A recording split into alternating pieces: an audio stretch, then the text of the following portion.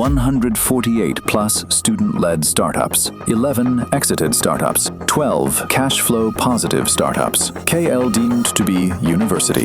మాజీ మంత్రి మల్లారెడ్డి పార్టీ మారబోతా ఉన్నారా అనే చర్చ ఇప్పుడు బీఆర్ఎస్ పార్టీలోనూ కొనసాగుతూ ఉంది. ముఖ్యంగా మొన్న ఏదైతే సీఎం రేవంత్ రెడ్డికి సంబంధించినటువంటి అందశ్రీ సభకు అటెండ్ అయ్యారో ఆ సభలో రేవంత్ కేసీఆర్తో పాటు బీఆర్ఎస్ని తిట్టకుండా తిట్టినా కనీసం మల్లారెడ్డి నుంచి స్పందన లేదు. పైగా సీఎం స్పీచ్ అయ్యేంతసేపు మల్లారెడ్డి సీఎం వెనకాల కూర్చొని ఉన్నాడు. అప్పుడంటే సరే ప్రోటోకాల్ ప్రకారం ఆ సభకు హాజరయ్యారు మా మేడ్చల్ నియోజకవర్గం కాబట్టి అని అనుకున్నప్పటికీ ఆ తర్వాత కూడా మల్లారెడ్డి ఎక్కడా స్పందించలేదు.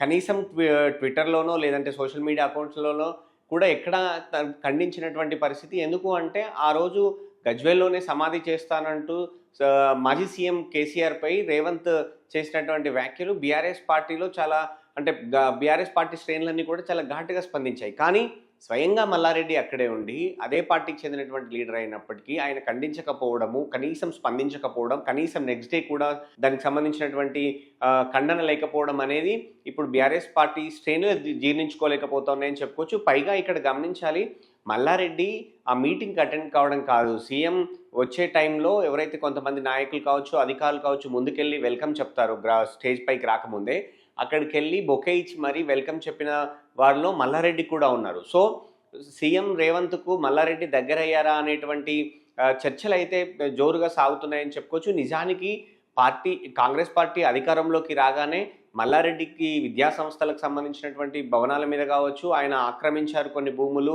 అక్రమ నిర్మాణాలు చేశారని చెప్పి కూడా చాలా వరకు కొంత హైడ్రా కావచ్చు లేదంటే మున్సిపల్ అధికారులు అప్పుడు చర్యలు తీసుకున్నటువంటి పరిస్థితి, డిమాలిషన్ చేసిన పరిస్థితి కూడా చూసాం. కానీ ఆ తర్వాత ఆ డిమాలిషన్స్ ఆగిపోయాయి. ఆ తర్వాత మల్లారెడ్డి భూములకు సంబంధించి కావచ్చు, మల్లారెడ్డి భవనాలకు సంబంధించి కావచ్చు, మల్లారెడ్డి కాలేజీలకు సంబంధించి కావచ్చు ఎలాంటి చర్యలు లేవు. కానీ ఆ తర్వాత అప్పుడు అంటే ఆ సందర్భంలో మల్లారెడ్డి కావచ్చు, ఆయన అల్లుడు ఎమ్మెల్యే మల్కాజ్గిరి ఎమ్మెల్యేగా ఉన్నటువంటి రాజశేఖర రెడ్డి కావచ్చు, వీళ్ళందరూ కూడా పార్టీ మారుతారని చెప్పి అందరూ అనుకున్నారు. కానీ ఆ తర్వాత రేవంత్పై కొంచెం గట్టిగానే మల్లారెడ్డి మాట్లాడడం, బీఆర్ఎస్ పార్టీలో యాక్టివ్ కావడంతో ఇక మల్లారెడ్డి పార్టీ మారడం, ఒకవేళ ఆర్థికంగా నష్టపోయినా సరే అనేటువంటి నిర్ణయం తీసుకున్నారనేటువంటి చర్చ బీఆర్ఎస్లో జరిగింది, మల్లారెడ్డి అనుచరులోనూ కూడా జరిగింది.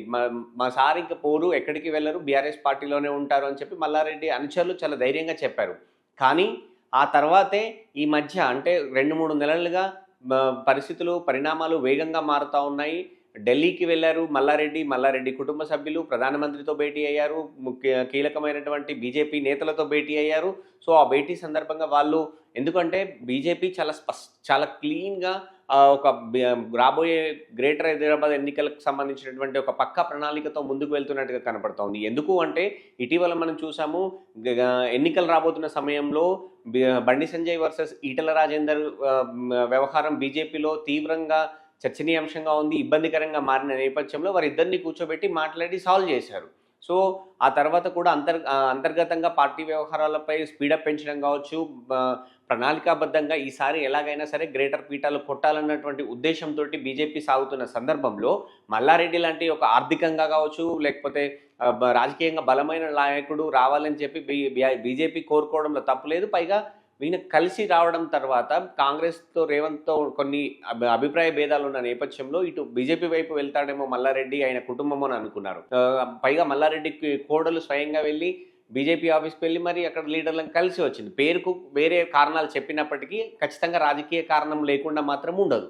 కానీ ఆ తర్వాత కూడా వాళ్ళ అల్లుడు కొంత పార్టీలో యాక్టివ్గా ఉన్నప్పటికీ కేటీఆర్ నిర్వహిస్తున్నటువంటి జిల్లాలకు సంబంధించినటువంటి మీటింగ్లలో భాగంగా గ్రేటర్ హైదరాబాద్కి సంబంధించినటువంటి సమావేశాలు నిర్వహిస్తే తలసాని ఇంట్లో కేటీఆర్ నిర్వహించారు. కానీ ఆ మీటింగ్కు మల్లారెడ్డి రాలేదు. ఆ తర్వాత కూడా ఎందుకు రావట్లేదు అనేటువంటి చర్చ జరుగుతున్న సందర్భంలోనే నేను బీఆర్ఎస్లోనే ఉంటానో లేదో అన్నటువంటి ఒక వైరల్ క్లిప్ అనేది బయటకు కూడా వచ్చింది. వాళ్ళ అనుచరులతో మాట్లాడుతున్నటువంటి సందర్భంగా చేసినటువంటి ఆ కామెంట్స్ కూడా అందరూ చర్చించుకున్నటువంటి పరిస్థితి.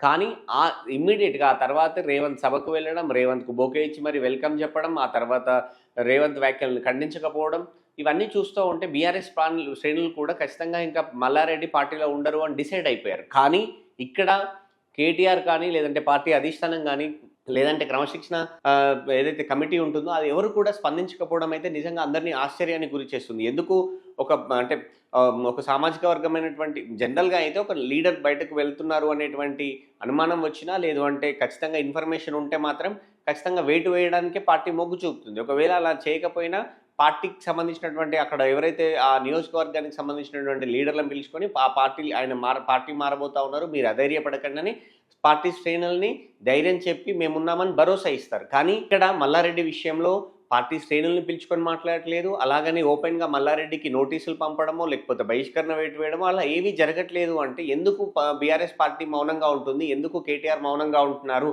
అనేటువంటి చర్చ అయితే జోరుగా పార్టీలో సాగుతుందని చెప్పుకోవచ్చు. కానీ అంటే కారణాలు ఏవైనా సరే పార్టీ అధిష్టానం మౌనంగా ఉండడం అనేది మంచి పద్ధతి కాదు.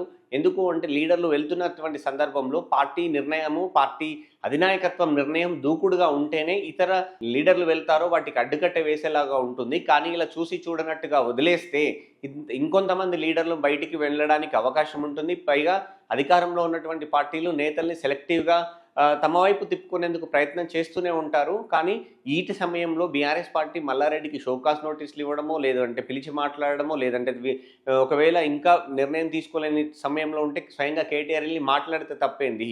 కానీ ఇవేవీ చేయకుండా ఇలా ఉండడం దేనికి సంకేతం అనేదైతే బీఆర్ఎస్ పార్టీ శ్రేణులు కావచ్చు, సీనియర్ నేతలు కూడా కొంత పార్టీ చేస్తున్నటువంటి అలసత్వంపై అయితే కొంత అసంతృప్తిగా ఉన్నారనైతే చాలా స్పష్టంగా కనిపిస్తోంది. పైగా ఇక్కడ ఒక విషయం గమనించాలి.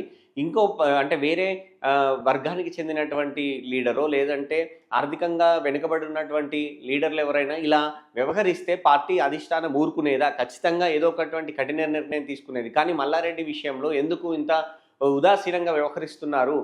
మల్లారెడ్డిపై మౌనం ఎందుకు అనేదైతే వాళ్ళు ప్రశ్నిస్తున్నటువంటి పరిస్థితి చూడాలి. ఈ 1-2 రోజుల్లో పార్టీకి సంబంధించినటువంటి నిర్ణయం ఉంటుందా? ఎందుకు అంటే సోషల్ మీడియాలో కావచ్చు, కింది స్థాయి శ్రేణులు కావచ్చు, బీఆర్ఎస్ శ్రేణులే మల్లారెడ్డిపై తీవ్ర స్థాయిలో విరుచుకుపడతా ఉన్నాయి.